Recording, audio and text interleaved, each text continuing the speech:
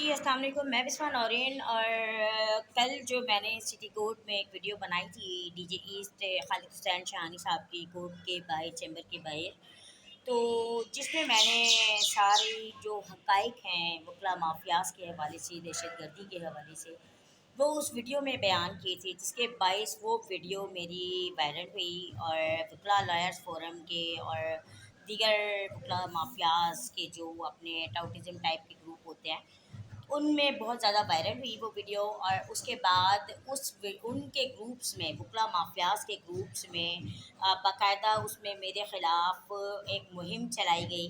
और वो अक्सर ये करते रहते हैं, पहले भी 2017-16 से ये सारा बहुत कुछ खेल खेल चुके हैं मेरे साथ, जिसका हमेशा मैंने इनको मुंह तोड़ जवाब दिया है।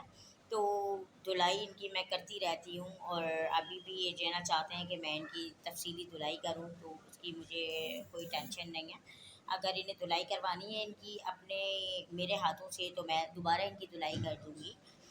मुझे कोई मसला नहीं है, बस सर्फ़ थोड़ा ज़्यादा लग जाएगा, तो डज़न्ट मैटर।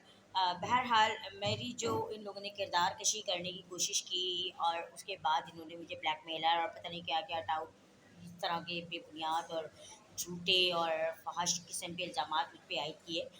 जिसके बाद मैंने अभी थाना एसएचओ सिटी कोर्ट साउथ को मैं ये एप्लीकेशन रिसीव करा के आई हूँ। ये आप देख सकते हैं, यहाँ पे इसकी रिसीविंग हुई हुई है, स्टैंप लगा हुआ है इस पे और थाने के ड्यूटी अफ़सर हेड मोहर की भी यहाँ पे साइन है, जो कि मैं रिसीव करा के आई हूँ। आप इसको एप्लीकेशन को देख सकते हैं स्क्रीन पे। अच्छा, इसके बाद जब अब ये मैंने इनके ख़िलाफ़ जो वकला माफियाज़ मेरे ख़िलाफ़ जो है ना ग्रुप्स में उल्टे सीधे अल्फाज इस्तेमाल कर रहे हैं, उनके ख़िलाफ़ मैंने एप्लीकेशन दी है। इसके साथ ही मैं आपको कल के जो हक़ाइक़ थे, वकला माफियाज़ का जो किरदार है, उसके हवाले से भी कुछ और हक़ाइक़ बयान करूँगी कि आखिर ये जो डीजे ईस्ट खालिद हुसैन शाहानी साहब के पीछे वकला माफिया पड़े और इनके ट्रांसफ़र के लिए जो इन्होंने ज़ोर डाला और इनके एफआईआर कटवाने के लिए जो ज़ोर डाला, उसकी वजह क्या है? वजह रीज़न ये है कि यहाँ जो कराची बार जो मैनेजिंग कमेटी है, कराची बार की मैनेजिंग कमेटी है, एमएमसी जिसको कहते हैं मेंबर मैनेजिंग कमेटी, उसके जो यहाँ पे सेक्रेटरी हैं, member managing committee, Raja Abdul Irfan member managing committee के भी है। राजा अब्दुल इरफान साहब हैं जिनकी वजह से ये सारा फसाद फैला है। जी, मेंबर मैनेजिंग कमेटी हैं कराची बार एसोसिएशन के। राजा अब्दुल इरफान नाम थोड़ा सा मतलब जो है ना मुझे पता नहीं था, याद नहीं था, इसलिए मैंने पेपर पे लिखा हुआ है। तो राजा अब्दुल इरफान है जिसकी वजह से ये सारा फसाद फैला है। तो अब मैं राजा अब्दुल इरफान जो है, जिसकी तस्वीर मैं इस वीडियो के साथ भी वायरल करूँगी, राजा अब्दुल इरफान की तस्वीर इस वीडियो के साथ वायरल की जाएगी, उसको आप देखिएगा। Raja Abdul Irfan advocate member managing bar committee Karachi bar के हैं। तो उन मोहतरम की कुछ तारीफ़ी जो है ना कलमात हैं जो आप सुने कि आखिर ये इस वजूहात के पीछे सारा पड़ा क्या है। दरअसल कराची बार में जो कि ये सरकारी सतह पे फ़ंड्स हासिल करते हैं कि वकला गरीब होते हैं, वकला के पास वसाइल नहीं होते हैं, तो जिसके बाइस ये जो है ना हुकूमत से बार कौंसल्स के नाम पे जो है ना ब्लैकमेल करके गवर्नमेंट को उनसे जो है ना फंडिंग लेते हैं और जो है ना एक बजट, मखसूस बजट इनकी हासिल करते हैं वकला माफिया, बिलखसूस बिस्मा नौरीन को रास्ते से हटाने के लिए और बिस्मा नौरीन पे हमले करने के लिए इनको एक मखसूस बजट मिलता है गवर्नमेंट से। अच्छा जी, अब गवर्नमेंट से बजट मिलता है, कराची बार में नित नए सामान आते हैं, नित नई जो है ना वहाँ पे मतलब जो है ना कभी वहाँ पे जिम बनाया जाता है, लेडीज़ जिम, और कभी कुछ इस तरह की चीज़ें, कभी कोई हॉल बना दिया, कभी कुछ कर दिया। अब वकला अपने लिए बनाते हैं, अपनी अय्याशियों के लिए बनाते हैं।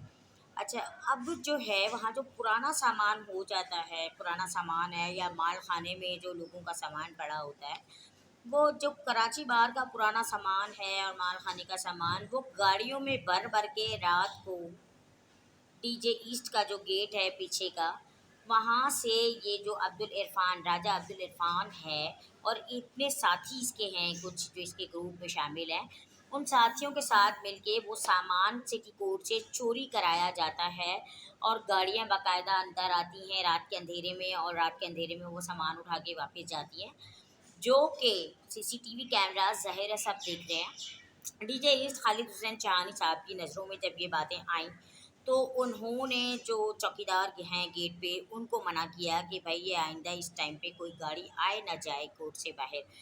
तो उस पे जो चौकीदार इरफान था, उसने जिसके ऊपर एफआईआर भी कटी है सिटी कोर्ट में, इन्हीं वकला माफिया ने उसको तशद्दुद करके उसके ऊपर एफआईआर कटवाई। तो उसने जब इनको रोका, गाड़ी ले जाने नहीं दी, तो इन लोगों ने उसको तशद्दुद किया, उसको गिरफ़्तार कराया और एफआईआर कटवाई, जिसके बाइस वो जेल में लॉकअप हो जेल गया। जिस पे जब शानी साहब के सामने ये हकीकत भी आई तो उन्होंने उस चौकीदार की, जिसने अपनी ज़िम्मेदारी पूरी तरह सर अंजाम दी, कहीं से कह सुन के उसकी एक बेल करा दी, जो बेल उसका कानूनी हक था। कोई उसमें नॉन कॉग्निजेबल ऑफेंस थे सारे, कोई भी कॉग्निजेबल ऑफेंस नहीं था। और पहली बात ये कि फ़ेक एफआईआर थी। फ़ेक एफआईआर वकला कटवाने में बहुत एक्सपर्ट हैं, जो अपने आप को पता नहीं समझते क्या है। मेरी तो आज तक यही नहीं समझ आया कि अपने आप को समझते क्या है। कानून की इनको कानून के नुक्ते तो पता नहीं इन्हें कहाँ लगाने होते हैं, तो वो तो समझ है नहीं इनको। और ये अपने आप को वकील कहते हैं कि हम वकील हैं, अस्तगफिरुल्लाह माज़ल्लाह, अल्लाह का नाम है वकील। इन्होंने तौहीन की हुई है इस नाम की, वकील अपने नाम के साथ लेबल लगा के।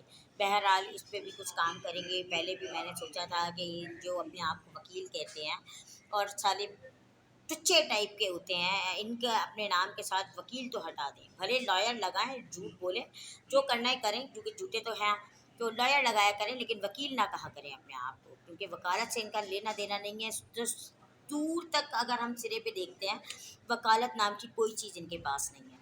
अच्छा जी, बहरहाल वो सामान चोरी होता रहा है, सिटी कोर्ट से होता है। जो वकला अनासिर हैं शरपसंद, जाली वकला, टाउट वकला, और जो बेचारे टुच्चे टाइप के 10-10 5-5 हज़ार रुपए के लिए जो है ना सामान चोरी करके बेचते हैं, अपना गुजारा करते हैं, तो वो रास्ता खालिद हुसैन चांदी साहब ने इनका बंद कर दिया, जिसके बाइस ये जो है ना कहानी सारी फैली। और ये कहते हैं कि डीजे ईद खालिद हुसैन चांदी साहब का ट्रांसफ़र कराया जाए, उनके ऊपर एफआईआर। क्यों भाई, क्यों ट्रांसफ़र कराया जाए? चोर तो तुम हो, एफआईआर तो तुम पे कटनी चाहिए, जेल तो तुम्हें जाना चाहिए। खालिद हुसैन चाहनी साहब का ट्रांसफ़र किस बात पे होना चाहिए? बहरहाल इरफान के ऊपर आपने किस बात की एफआईआर कटवाई? फेक एफआईआर आपने कटवा दी एफआईआर। तो फेक एफआईआर कटवाना आपको नहीं पता कि जुर्म है कानूनन? वकील है ना आप, मुझसे ज़्यादा जानते हैं। तो बहरहाल आप मेरी किरदारकशी करें या जो भी करना चाहें, वो आपको खुली इजाज़त है, मुझी तरफ से आप पे कोई पाबंदी, कोई बैंड नहीं लगा हुआ, क्योंकि वतइज़्ज़ मंतशा व तो ज़िल्लो मंतशा, मुझे ज़लील करने के चक्कर में आप पहले भी बहुत ज़्यादा ज़लील हो चुके हैं। एक मौका और आपको मिल जाएगा, अच्छी बात है, एक बार और ज़लील हो जाएँ। तो मुझे इससे कोई ऑब्जेक्शन नहीं है कि आपकी ज़िल्लत कहाँ तक जाती है और आप लोग कहाँ तक ज़लील होते हैं। तो बहरहाल जो सच है वो तो सच है। मैंने तो सच्चाई बयान की और आज भी सच्चाई बयान कर रही हूँ। तो ये जो चुतियापे की टुच्ची टाइप की बातें होती हैं, वो तो तुम लोगों का काम है। तुम लोगों का कैलिबर ही ऐसा होता है कि तुम लोग दूसरे की बहन बेटी की इज़्ज़त को तुम्हें अंदाज़ा है ही नहीं, क्योंकि तुम अपनी बहन बेटी बीवियों को कुछ नहीं समझते, माँ बहन बेटियों को। तो दूसरे की माँ बहन बेटियों को क्या समझोगे? तुम तो उन्हें पेश करते हो ना डीजे साहब की कोर्टों में ले जाके और चीफ जस्टिस की कोर्टों में ले जाके, तो वहाँ तो ज़ाहिर है, फिर इसीलिए तो तुम मुझसे ब्लैकमेल होते हो। मैं इसी वजह से तो मैं तुम लोग को ब्लैकमेल करती हूँ। जब तुम मुझे ब्लैकमेल कहते हो तो मैं ही तो छोड़ के आती हूँ तुम्हारी बीवियों को, तुम्हारी बेटियों को जजों के पास, तो फिर आके मैं तुम्हें ब्लैकमेल करती हूँ। ज़ाहिर है तुम्हें ब्लैकमेल करने का कोई जवाब तो होना चाहिए ना मेरे पास। तो भाई साफ बात है, जैसा सुनोगे, जैसा करोगे, वैसा भरोगे भी।